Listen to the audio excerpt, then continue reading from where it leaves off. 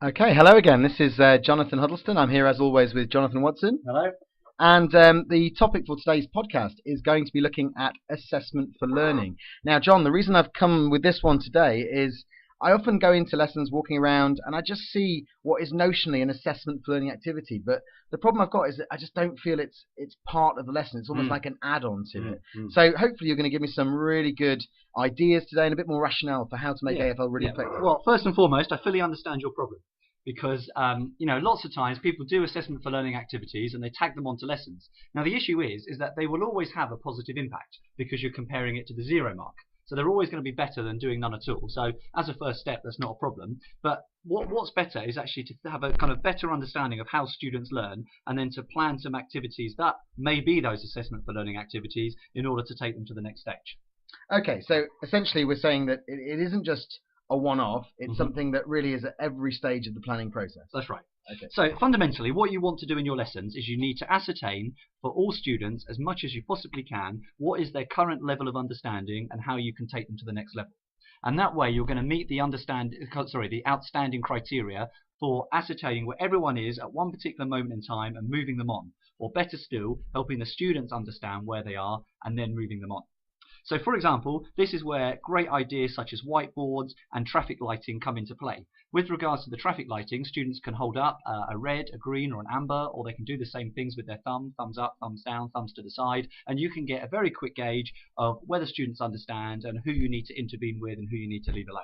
Okay, because the concern I've always had with that kind of methodology in terms of traffic lighting or thumbs up, thumbs down, is that some kids are just going to choose to please, that they don't want to show there's a weakness or an element of concern. So how do you tackle that as an issue? Yeah, of course. Some will always do that. And I had an observation recently where pretty much everyone overestimated their current progress. But of course, you're not going to use that in isolation. You're going to combine that with everything else you're doing as well. So you're going to be walking around the room. You're going to be, you're going to be seeing what they're writing down. You're going to be seeing what they're saying. And you put all those things together.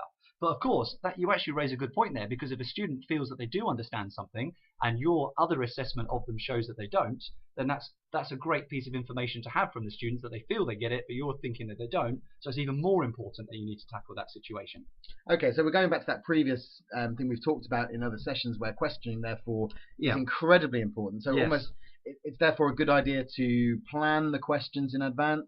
It's a good idea to plan, well, what do I do if this takes the learning in a different direction? That's right. And as we said in our previous podcast, the fundamental reason for having questioning is to ask them a question, ascertain their current understanding and take them on to the next level. But the reason why assessment for learning activities are now so important is because, in the traditional style of questioning, you've got one person, one answer, or one person, one hand up. But with these great assessment for learning activities, you can do such things as no hands up, where they all write the answers on their whiteboards, where everyone puts their hand up and you actually do the opposite, if that makes sense, where you're picking the people that don't have their hands up and still getting them to put their hands up. Do you see what I mean? So you're including mechanisms so that you can question as many as possible at the same time. Yeah, okay, that sounds like a really good idea. Have you got any sort of good suggestions for, obviously whiteboards are a well-used part of teaching. They're all very successful. But have you got anything else you might use, any good techniques, any ideas that might be another good way of gauging whole class opinion? Yes, okay. First and foremost is to keep it a surprise who you're going to choose. Okay, so that's where you can introduce lolly sticks, those lollipop sticks where you just choose their names out of there. Second of all, keep it a surprise to them who's going to be chosen by getting the students to pick the students that come next. So, thank you very much, John. That was a good answer. Who would you like to follow that up with? But also, the questions that you ask to different people have to take into account what the previous person has said. And this is of real importance when, the answer they gave may not be for want of a better word, the correct answer. So do you agree with that answer? Why might you give a different answer? Do you agree? Do you agree? How could you take that answer to the next level? And that's where Bloom's taxonomy comes in, because whatever answer they give you, ask them a question that takes it to the next level. So if they've given an answer where they're describing something, ask them to explain a reason. If they've explained a reason in their answer, ask them to start judging it or linking it. Okay, I think that sounds like a really good idea. But what are the pitfalls? What are the problems with questioning that you might come across, therefore, that, well, how do I overcome that as a teacher in my classroom? Yeah, so one pitfall is that, it's very, very easy, no matter what you do, just to get the students involved but know the answers. If I have a group of 10 people in here now and I ask them a question, 5 will put their hand up. It's very easy to go with those 5. But what we're most interested in is those 5 that don't put their hand up. The 5 with their hand up know the answer. So that's one pitfall to avoid. Second pitfall to avoid is that a lot of students may get a bit nervous about talking, and they may just agree with the person beforehand. So I've actually done quite a lot of this recently, where I say, what do you think that was the most important reason why Henry broke from the Catholic Church? And they say, and someone might say, oh, because he wanted a son. And I'll go, because he wanted a son? And obviously that's the right answer, but my kind of tone of voice has made him think, hang on a second, maybe that isn't the only answer. So then he'll say something else, and then I'll use that voice again. So it gets them thinking. They don't have to say what they think I want to hear or what someone else has said. They can actually say what they want to say. And I suppose what you're also doing there is creating thinking time. Oh, most definitely, yes. You must allow them to, because, we've all been there. We ask a question. A few people will always put their hand up straight away. I've got my bottom set year 7 class, and they seem to put their hand up before I've even asked the question, which is quite nice. But leave it a little bit longer, and more will put their hands up. Now, obviously some students though are so trained in knowing that as soon as someone puts their hand up, that's the person that's going to be picked. That as soon as they see someone put their hand up, they won't put their hand up because they assume that that's the person. So it's not just waiting; it's encouraging them to put their hands up as well, and telling them that they're being given some think time. That it's not just a quick answer.